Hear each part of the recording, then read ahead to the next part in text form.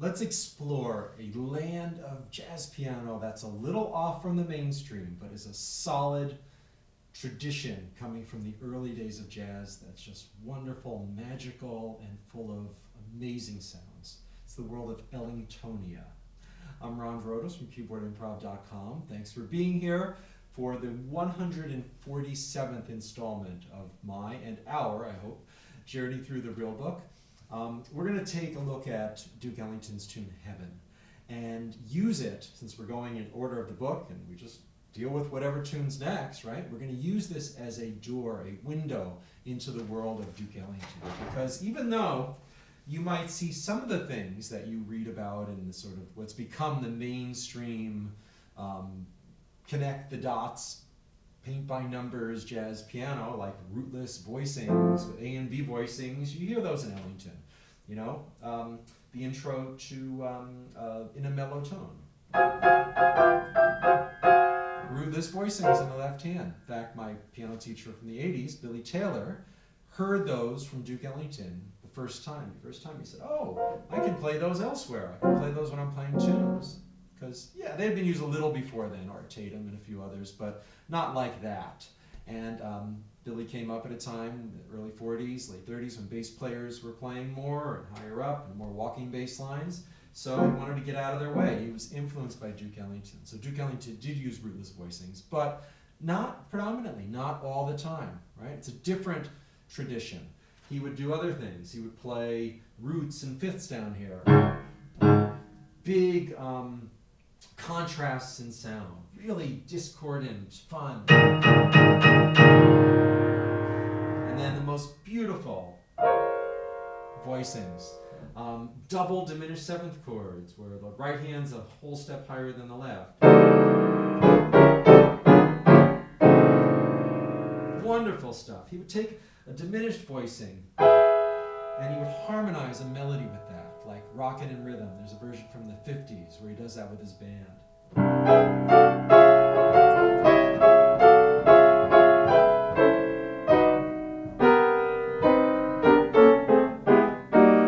Things that even now would be considered bold. He was doing it in the 30s, 40s, 50s, even some of them in the 20s.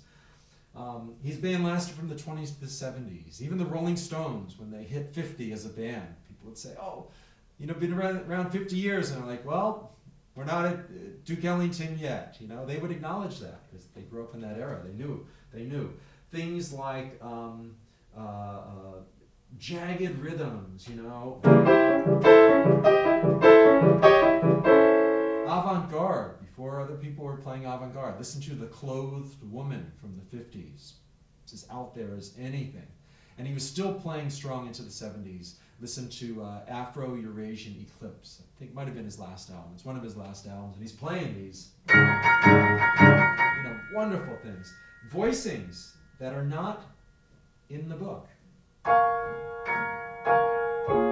Instantly identifiable as Duke Ellington. All that can be used on a tune like Heaven and other things too. If you want to listen to Thelonious Monk, go back to Ellington as well. Because when Ellington first heard Monk, he said, hey, someone's been stealing my stuff. Because Monk came right out of that tradition, took it his own way. Listen to Randy Weston. And now, yes, after sort of being forgotten about for so many years, people are discovering Ellington again. Started really in the 80s.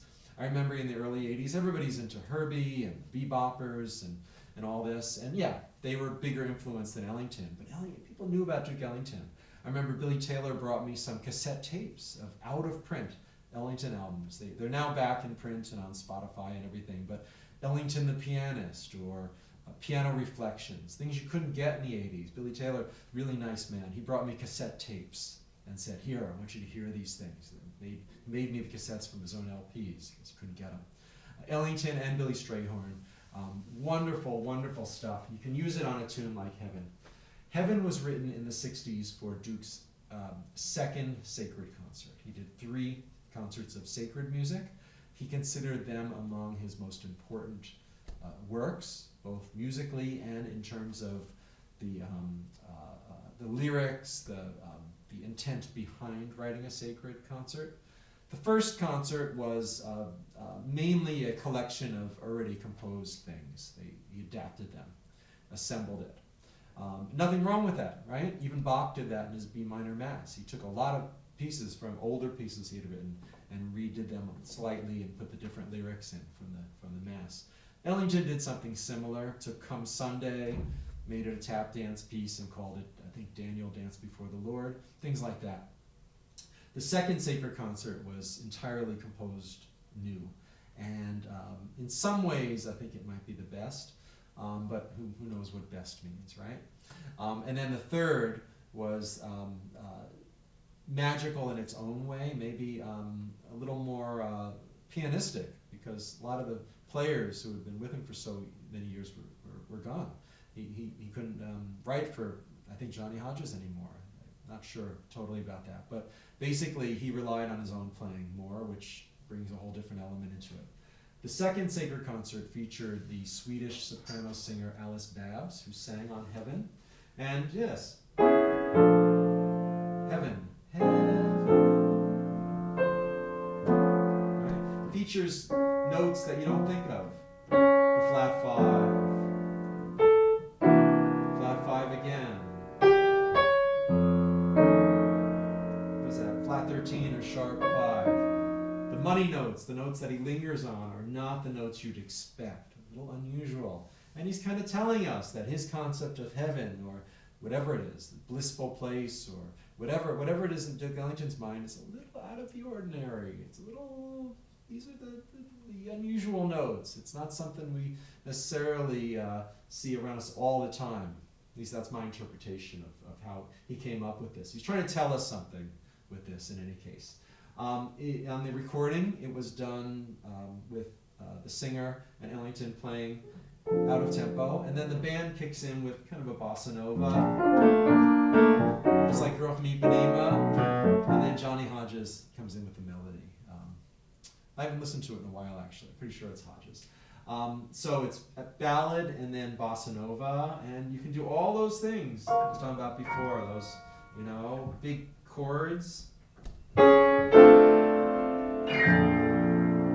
Sky's the limit on a tune like this, but like I said, it's a little bit out of the sort of real book 101,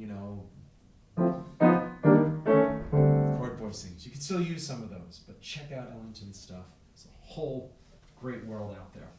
All right, I'm going to start slowly and see where it takes us. Another thing I didn't mention, inner voice movement. A lot of that in his writing and his playing. You can use some of that in this piece. I'm going to see where I can bring that in as well. All right, here we go.